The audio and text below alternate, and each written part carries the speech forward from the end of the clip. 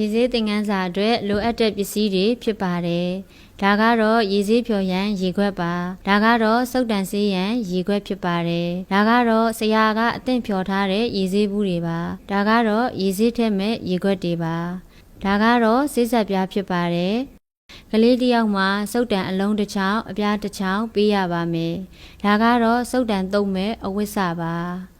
သတင်းစာစက္ကူကတော့စပွဲကုံမညစ်ပေအောင်A4 စက္ကူအောက်မှာခင်းရပါမယ်။ရေခွက်ထဲကိုဆေးထည့်ပါမယ်။ဆေးအဝါရောင်ထည့်ပါမယ်။ဆေးအနီရောင်ထည့်ပါမယ်။ဆေးအပြာရောင်ထည့်ပါမယ်။ဆေးအဖြူရောင်ထည့်ပါမယ်။ထည့်တဲ့အခါဆေးမများလွန်မနည်းလွန်အောင်အနေတော်ပဲထည့်ရပါမယ်။ရေဆေးအဝါရောင်ကိုယူပြီးဆေးဆက်ပြားတဲ့ထည့်ပါမယ်။ဆေးရောင်တရောင်ယူပြီးတိုင်းစုပ်တံဆေးရန်ခွက်ထဲမှာစုပ်တံကိုတန့်အောင်ဆေးကြောပါ